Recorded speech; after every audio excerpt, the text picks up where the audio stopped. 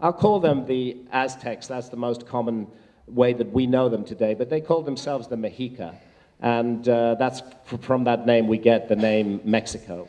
Their capital city was Tenochtitlan, which occupies part of the area now occupied by Mexico City. But in those days, Tenochtitlan was in a beautiful lake. It was an island on a lake, and it was approached by gigantic causeways, phenomenal feats of engineering, up to 6 miles in length.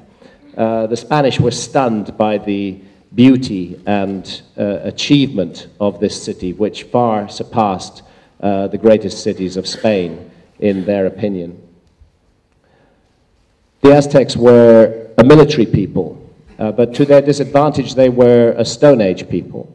They didn't know metal weapons, and of course they didn't have guns or other technological devices. They had bows and arrows, they had spear throwers called atlatls, and they had stone knives and a kind of sword which would have obsidian blades inserted into the edges of the sword. Quite a dangerous weapon, but not so formidable against Toledo steel.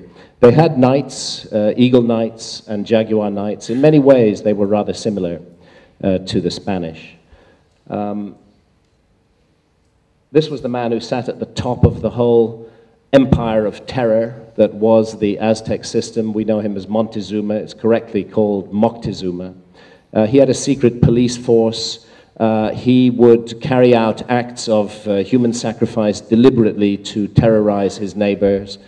He was actually a very nasty guy, very, very unpleasant, and people lived in fear of him. And to look Moctezuma in the eye was to incur a death sentence.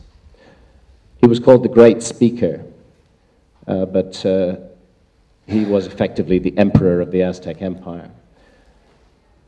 The whole system of the Aztecs revolved around human sacrifice. When this pyramid, the Great Pyramid of Tenochtitlan, the foundations of which still stand in Mexico City today, was inaugurated in the 1480s, somewhat before Moctezuma's time, the reports say that 80,000 people were sacrificed.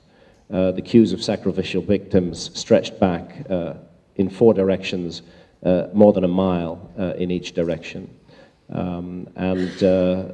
Each one would have his or her heart cut out on the summit of the pyramid and offered to the god of war, Hummingbird, who was known by the Aztecs. His Aztec name is Huitzilopochtli.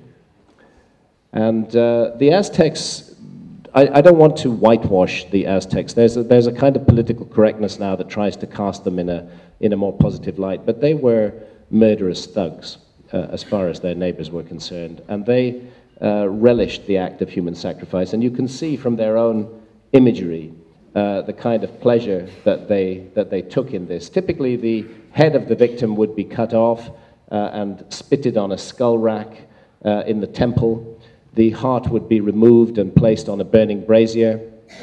The Aztecs were cannibals, so they favored the thigh meat of the victim, which was cooked with chilies and beans. All of this in honor of their god of war, whose name translates as Hummingbird at the left hand of the sun. This is Huitzilopochtli, and this is imagery showing him presiding over acts of sacrifice, and here, in rather ghastly, having sort of buckets of blood poured over him. Now, Moctezuma was in direct, virtually daily contact with Hummingbird, the god of war. This is one of the reasons why I wrote this as a novel, because this is kind of difficult stuff to footnote. I think it's quite well known that I'm very much in favor of the responsible use of psychedelics, but we have to accept that there's a dark side to psychedelics. If people bring darkness to the psychedelic experience, then darkness will be fed back to them. And that's what happened with the Aztecs, because Moctezuma approached his god of war in trances induced by the consumption of psilocybin mushrooms.